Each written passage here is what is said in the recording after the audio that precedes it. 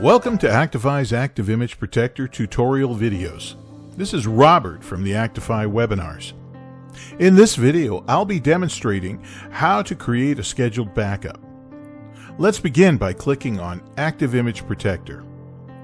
We start the console by clicking the Start button, then navigating to Actiphy, then clicking the program.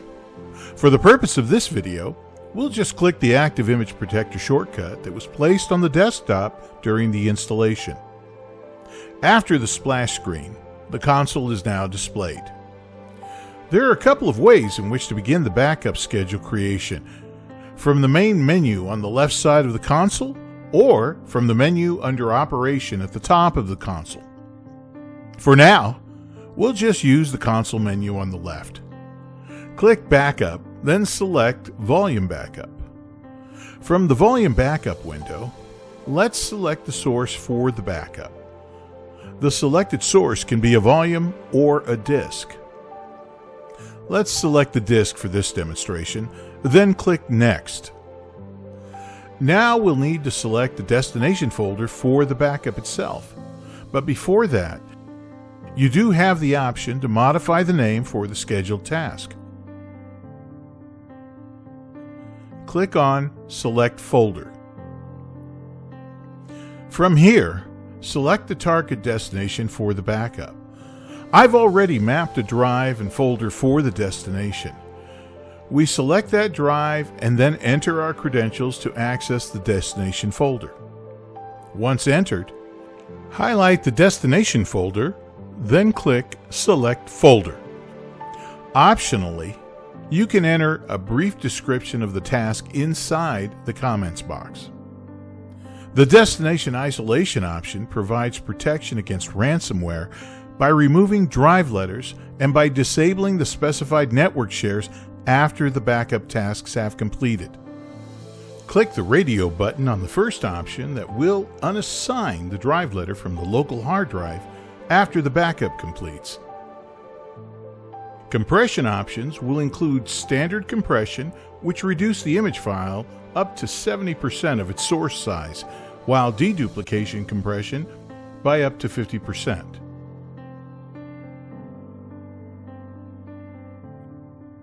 Backup image files can be password protected and encrypted. The higher the bit rate, the more secure the backup image. Enabling encryption requires password protection. With the advanced backup options, you can split image files or define the maximum throughput in kilobits per second in order to reduce backup traffic over a network.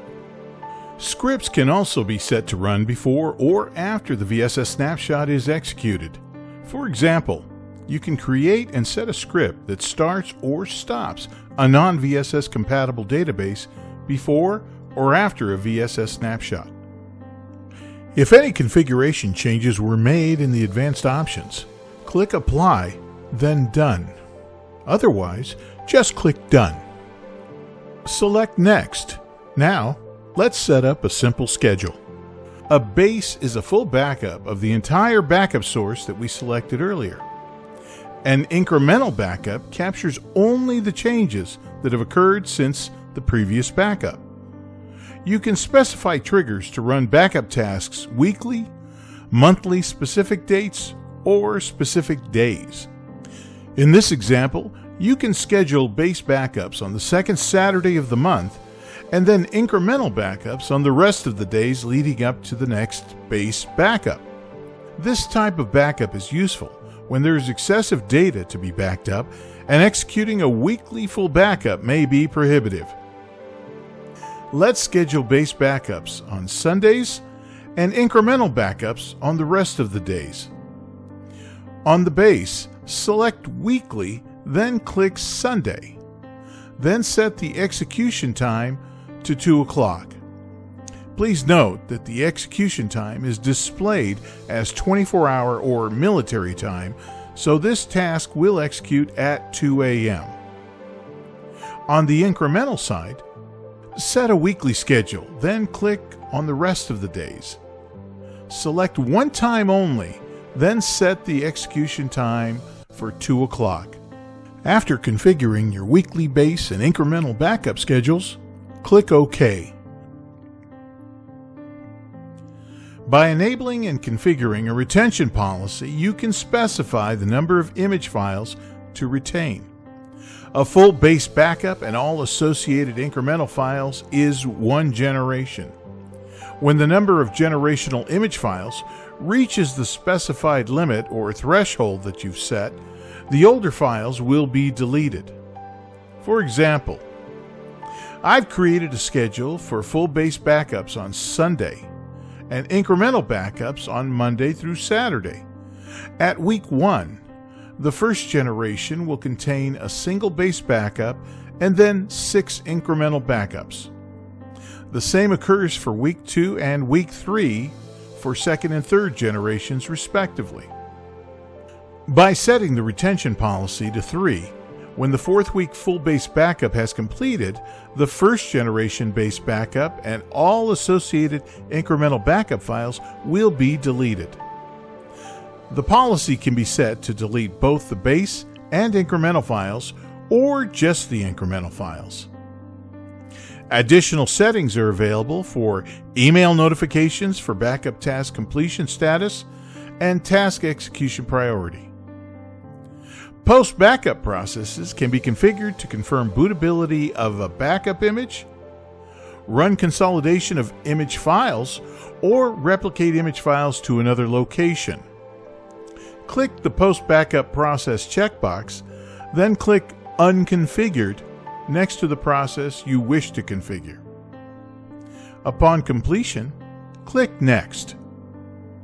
Confirm your settings on the summary screen, then click Done. A dialog box appears with the option to run the first scheduled task immediately. Click Yes to start the full base backup task immediately. By clicking No, the full base backup will be executed at the set time, in this scenario, at 2 o'clock.